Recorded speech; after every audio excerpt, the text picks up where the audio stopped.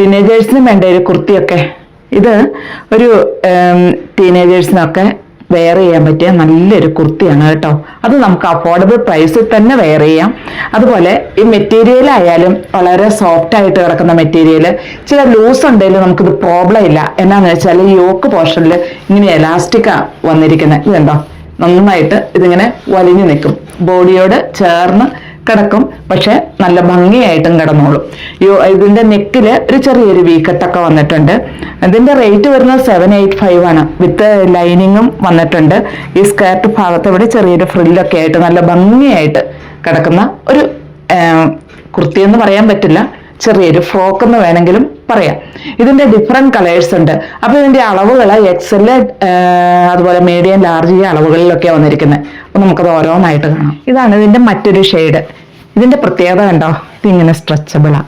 അപ്പോൾ നമുക്ക് ഇച്ചിരി വണ്ണം ഉള്ളവർക്കൊക്കെ ഇതിന് പ്രത്യേകിച്ച് ഞാൻ പറഞ്ഞ പോലെ ഈ അളവുകളുണ്ട് എങ്കിലും ഇപ്പോൾ അതിലും വണ്ണം ഉള്ളവർക്ക് നമുക്ക് യൂസ് ചെയ്യാൻ പറ്റും. പിന്നെ ഇത് സ്ലീവ്ലെസ് അല്ല, ഇത് സ്ലീവ്ലെസ് ആയിട്ടാണെങ്കിൽ അങ്ങനെയും വെയർ ചെയ്യാം. പിന്നെ 3/4 സ്ലീവ് ഇതിൻ്റെ കൂടെ അവൈലബിൾ ആണ്. ഇങ്ങനെയാണ് ഇത് വരിക. നല്ല ലെങ്ത് ഉണ്ട്, എന്താ നല്ല ലെങ്ത് തന്നെയാണ് ഇത് വന്നിരിക്കുന്നത്. ഇതിൽ ഒരു ബാക്കിലേക്ക് കെട്ടാനൊരു വള്ളിയൊക്കെ ആയിട്ടാണ് ഇത് വന്നിരിക്കുന്നത്. അപ്പം ഇതിൻ്റെ റേറ്റ് വരുന്നത് 785 വിത്ത് ലൈനിങ്ങും ആണ് കേട്ടോ. അപ്പം ഇതിൻ്റെ നെക്സ്റ്റ് ഷെയ്ഡ് ഇങ്ങനെയാണ് വരിക. ബ്ലൂ വൈറ്റ് കോമ്പിനേഷനിലാണ് വന്നിരിക്കുന്നത്.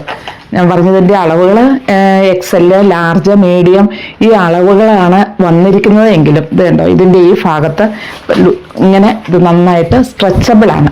അതാണ് ഇതിൻ്റെ ഒരു പ്രത്യേകത.